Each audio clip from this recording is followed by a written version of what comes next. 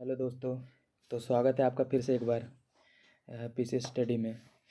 आज के इस वीडियो में हम लोग करंट अफेयर तो नहीं देखेंगे, करंट अफेयर से ही रिलेटेड एक इशू देखेंगे। अभी आप लोगों ने हाल ही में देखा होगा कि जो देश में सबसे बड़े वित्तीय घोटाले, जो बैंकिंग घोटाले की बात चल रही है, और जो बैंकिंग घोटाला है वो एबीजी शिपयार्ड फ्रॉड केस, जिसे कहा जा रहा है विपक्ष के द्वारा कि देश में अब तक का सबसे बड़ा बैंकिंग घोटाला है। तो आज इसके बारे में जो भी स्टेप वाइज जो क्या क्या प्रोसेस है, कैसे ये घोटाला हुआ, और कब क्या जो भी केस दर्ज हुआ वो सही हुआ या गलत हुआ, इसके बारे में आज हम लोग पूरा वीडियो स्टेप वाइज देखेंगे। तो वीडियो से जुड़े रहिए, पूरा वीडियो अंत तक देखिए। तो वीडियो देखने के बाद आपको पूरा क्लियर हो जाएगा कि ये घोटाले में एक्चुअली इसमें टेक्निकल बातें क्या है और ये कैसे हुआ है।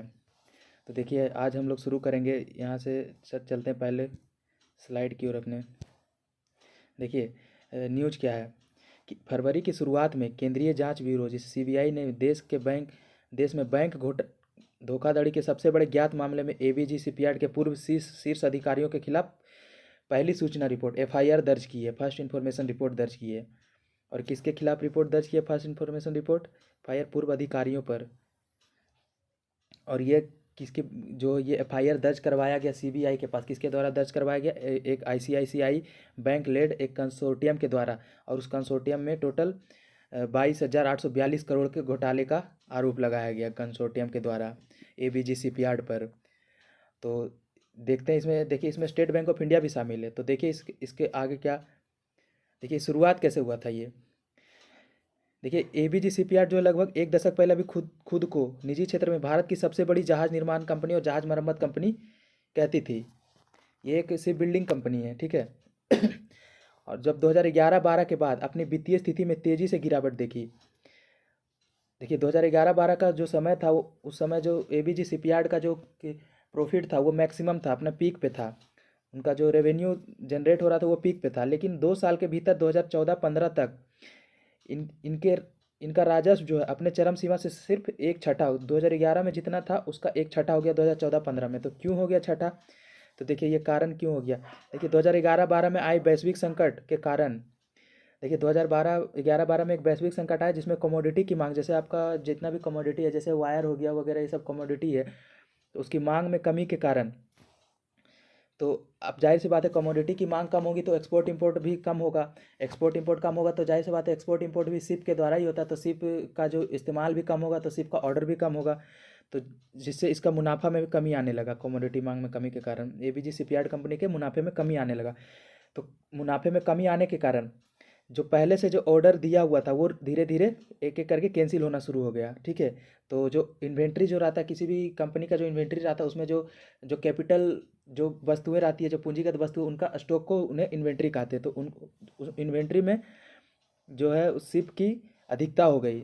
जब शिप की अधिकता हो गई और उन्हें कोई खरीदने वाला नहीं रहा, तो उन्हें अब हुआ कि जो तब तक अकाउंट बुक में एक गंभीर वित्तीय समस्या के रूप में परिलक्षित। जाहिर सी बात है आपने प्रोडक्ट बना दिया, कोई खरीद नहीं रहा, तो आपको नुकसान होगा क्योंकि आपने उसमें पैसा इन्वेस्ट किया है। और पैसा इन्वेस्ट कहाँ से किया? बैंकों से कर्जा लेके।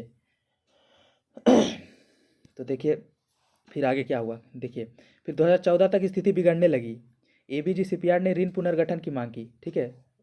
तो जो कंपनी है एबीजी शिपयार्ड ने, उन्होंने बैंकों से कहा, कंसोर्टियम को से कहा कि देखिए हम आपका इतना ऋण नहीं चुका सकते, हमारे हम हम मुनाफे में नहीं, हम हानि में चल रहे हैं, नुकसान में चल रहे हैं, क्योंकि हमारी मांग में कमी आ गई है, हमारी सिर्फ कंपनी की जो वस्तुएं उनमें। तो बैंकों के कंसोर्टियम जो, उन्होंने ऋण की दरों में भी कमी की और भुगतान के समय में भी वृद्धि की दी। ठीक है, आप इतना दर नहीं, 10% नहीं तो 5% दीजिए एग्जाम्पल के तौर पे। और आप 1 साल का समय था तो आप 2 साल ले लीजिए। लेकिन उसके बाद भी देखिए अगले वर्ष तक जब उन्हें 900 करोड़ से अधिक का भारी घाटा हुआ, जाहिर सी बात है जब इन्वेंट्री में पड़ा हुआ माल रहेगा तो घाटा होगा ही। तो 1 साल के अंदर अंदर उन्हें लगभग लगभग 1,000 करोड़ का घाटा हुआ। और मुख्य रूप से बैंकों को 43 करोड़ पार कर गई। जो कर्जा था धीरे धीरे बैंक का, वो 4300 करोड़ तक पार कर गई, ठीक है। अब देखिए क्या होगा, ऋण पुनर्गठन अभ्यास विफल रहा। जाहिर सी बात है अगर आप इंटरेस्ट अगर 5% भी कर दिए, 10%, तो 5% भी देने के लिए उसके पास पैसा तो होना चाहिए, पैसा नहीं है एबीजी शिपयार्ड के पास, ठीक है। तो आप ऋण पुनर्गठन करने के बाद भी वो सफल नहीं हो सका। तो उसमें लास्ट में खुद ही कंपनी ने, जो एबीजी शिपयार्ड कंपनी ने स्वीकार किया कि उनके ऋण भुगतान के साथ साथ योजना की शर्तों में भी चूक थी, ठीक है। तो उन्होंने माना कि उनका नुकसान हुआ है, अब वो पैसा नहीं चुका सकते हैं। तब यह था कि जब बैंकों ने संघ से एबीजी शिपयार्ड खातों को एक गैर निष्पादित परिसंपत्ति के रूप में घोषित किया था। ठीक है, तो तब बैंक जो क्या किया, बैंकों ने जो कंसोर्टियम था उन्होंने आंतरिक तौर पे कमेटी बिठा के अपना इंटरनल जो भी इंक्वायरी किया उसके तौर पर, और जो ऋण दिया था जो ऋण दिया गया था एबीजी शिपयार्ड को, उसको अब एनपीए घोषित कर दिया गया अपना आकलन करके। और एनपीए क्या, बैक डेटेड घोषित किया गया, बैक डेटेड। ठीक है, ये देखिए 30 नवंबर 2013 से 2014 में वो नुकसान होना शुरू हुआ, लेकिन वो उन्होंने बैक डेटेड करके 2013 से ही उसे एनपीए घोषित कर दिया। अब एनपीए क्या होता है ये आगे हम लोग देखेंगे। ठीक है, एनपीए क्या होता है, रीस्ट्रक्चरिंग ऑफ लोन क्या होता है, ये भी आगे हम लोग देखेंगे टेक्निकल वर्ड्स।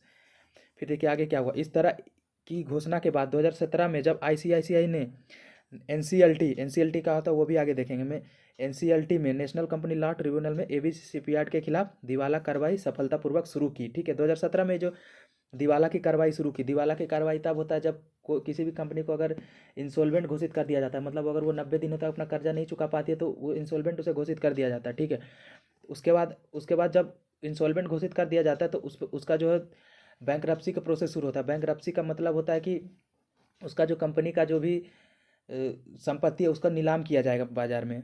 तो आईसीआईसीआई ने एनसीएलटी में एबीजी शिपयार्ड के खिलाफ जो है दिवाला कार्रवाई शुरू कर दी। ठीक है, और एसबीआई ने कुछ दिन पहले एक बयान में कहा कि वह प्रक्रिया अभी भी चल रही है। अब देखिए एनसीएलटी ने जो प्रक्रिया शुरू की थी दिवाला की वो अभी तक चल रही है।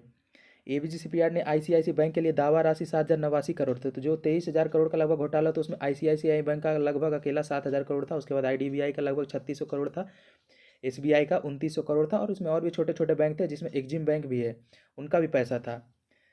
अब देखिए घोटाला उजागर कैसे हुआ।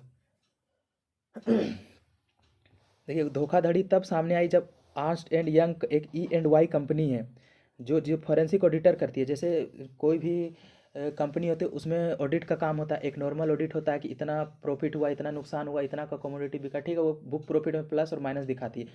और एक फॉरेंसिक ऑडिट होता है।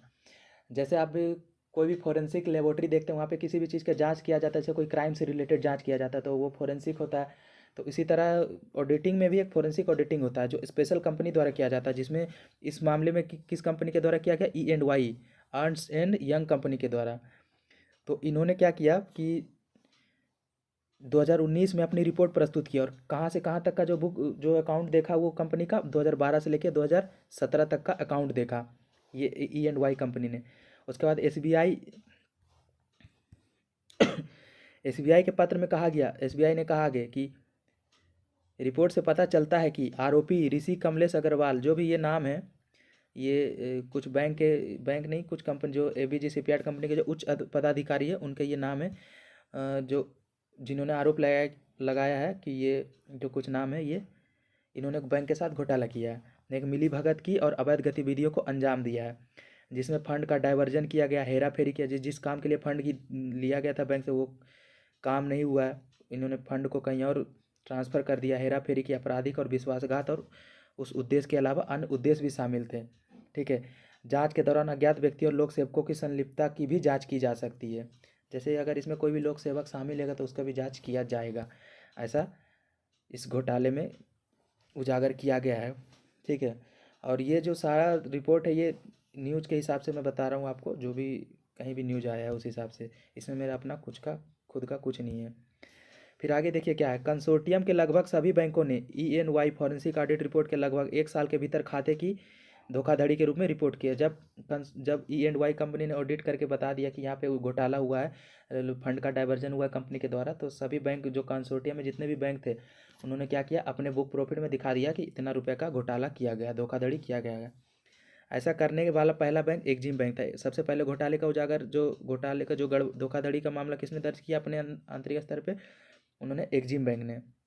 इसके बाद आईसीआईसीआई बैंक ने, उसके बाद एसबीआई ने ऐसा किया।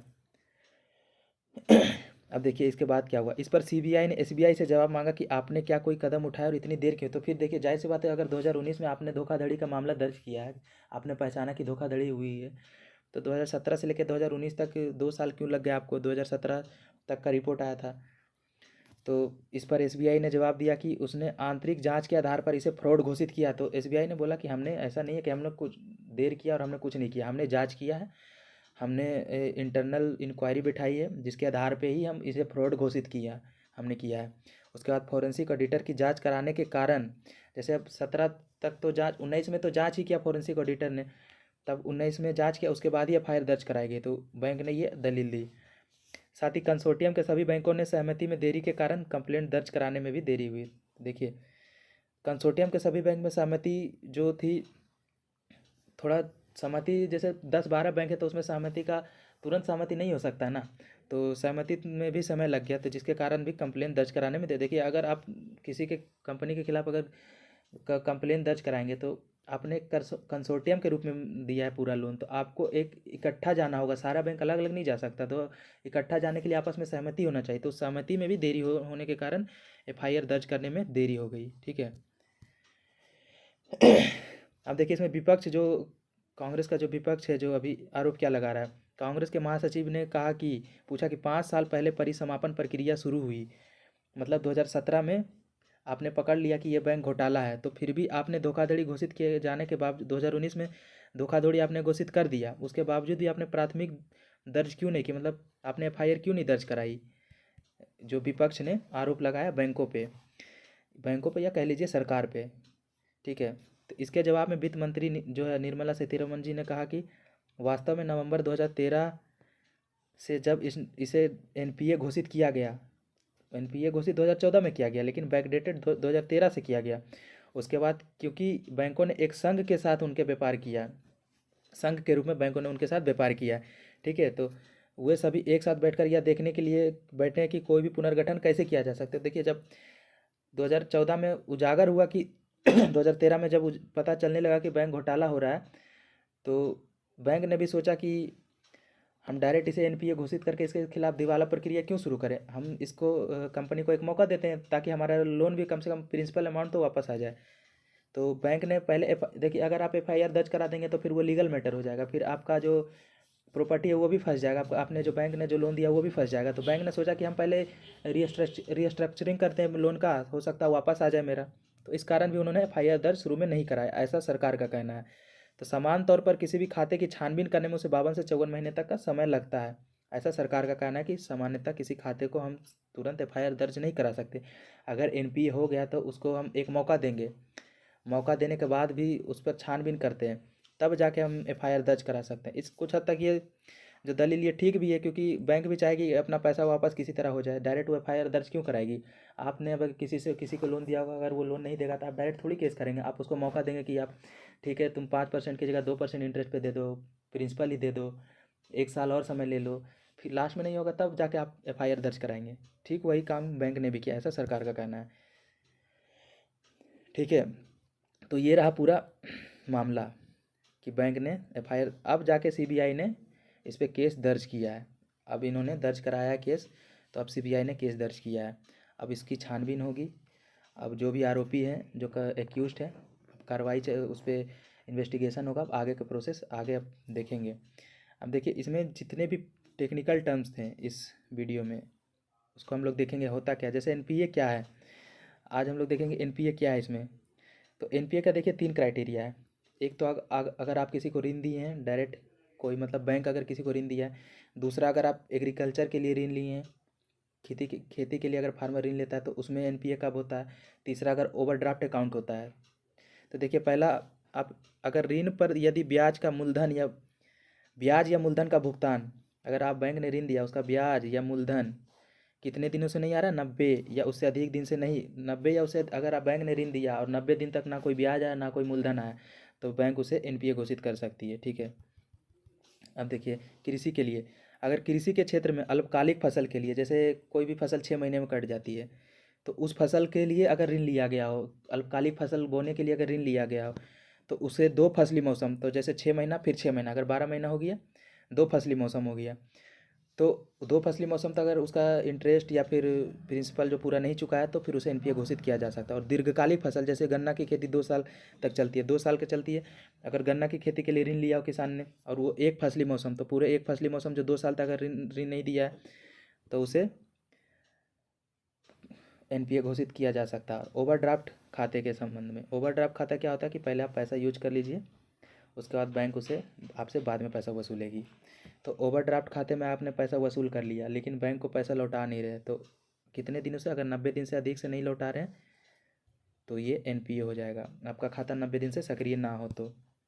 अब देखिए रीस्ट्रक्चरिंग ऑफ लोन क्या है, ठीक है।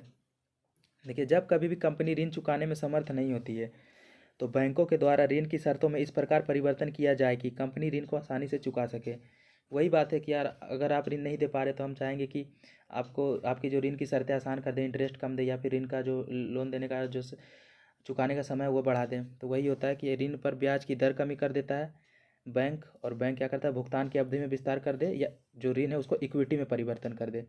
इक्विटी में परिवर्तित करने का मतलब है कि अगर हमने किसी कंपनी को लोन दिया है और कंपनी हमारा ऋण नहीं दे रही है तो हम कहेंगे कि ठीक है, आप अपना कंपनी में हमें हिस्सेदारी दे दो, इक्विटी दे दो, हमें जितना लोन दिया उस हिसाब से अपना हिस्सेदारी दे दो, उसके वैल्यू के हिसाब से। अब देखिए अब कंसोर्टियम क्या होता है। देखिए एक कंसोर्टियम बैंक कई बैंकों द्वारा एक परियोजना को निधि देने के लिए बनाया गया एक बैंक है, जो एक या बैंक के लिए अकेले करने के लिए बहुत बड़ा है। जैसे आप अगर 23,000 करोड़ का लोन देना है तो एक ICICI बैंक अकेले नहीं दे सकता है, 8-10 बैंक मिलकर एक कंसोर्टियम बनाएंगे, एक ग्रुप बनाएंगे, और वो ग्रुप जाके एक यूनिट के रूप में वो कंपनी को लोन देंगे। तो जो यूनिट है उसे कंसोर्टियम कहेंगे। और बैंक अकेले क्यों नहीं जाएंगे, क्योंकि बैंक अकेला अगर 23,000 करोड़ का रिस्क नहीं लेना चाहेंगे, इसलिए उन्हें लगता है कि सब लोग मिलके दे कुछ ना कुछ, तो उससे क्या होता है कि सभी को फ़ायदा भी होगा। अगर नुकसान हुआ, अगर उस केस में नुकसान हुआ तो उतना ज़्यादा नुकसान नहीं होगा अकेले का। अब देखिए NCLT क्या है, national company law tribunal. Insolvency and bankruptcy code के तहत कंपनी की दिवाला समाधान प्रक्रिया और सीमित देयता भागीदारी के लिए निर्णायक प्राधिकरण। आपको पता होगा कि IBB जो इंसॉल्वेंसी एंड बैंक्रप्सी बोर्ड होता है, उसमें कई बॉडीज होती है, जैसे इंसॉल्वेंसी प्रोफेशनल होता है, इन्फॉर्मेशनल यूटिलिटीज होता है, उसी में एक होता है NCLT जो होता है, जैसे अब बैंक अगर किसी को ऋण दिया है और वो ऋण जो है NPA हो गया, तो NPA होने के बाद उस पर अगर उसका जो प्रॉपर्टी अगर बेचा जाएगा कंपनी का, तो ऐसे ही बैंक नहीं बेच देगा, बैंक एक समाधान योजना प्रस्तुत करेगा, हाँ ऐसे ऐसे करके हमें इसका प्रॉपर्टी जो नीलाम करेंगे। तो समाधान योजना किसको प्रस्तुत करेगी, वो NCLT को, नेशनल कंपनी लॉ ट्रिब्यूनल। देखिए नाम देखिए, ट्रिब्यूनल है मतलब क्वासी जुडिशियल बॉडी होगी, अर्धन्यायिक संस्था है, ट्रिब्यूनल है, निर्णय देगी कि हाँ ठीक है, आप इसको जो है इसका कंपनी का जो भी प्रॉपर्टी आप बेच सकते हैं उसके संबंध में निर्णय देगी। तो फिर वो जाके बेचने की प्रक्रिया बैंक द्वारा शुरू की जाएगी अपने माध्यम से, या फिर किसी भी एसेट रिकंस्ट्रक्शन कंपनी के माध्यम से, ठीक है। तो ये रहा वीडियो आज का यहीं तक। तो उम्मीद करते हैं आप लोग को समझ में आया होगा क्या ये मामला चल रहा है। तो ऐसे वीडियो और बना, इसके लिए कृपया सब्सक्राइब करिए और ज़रूर से ज़रूर शेयर करिए, ठीक है। Thank you so much.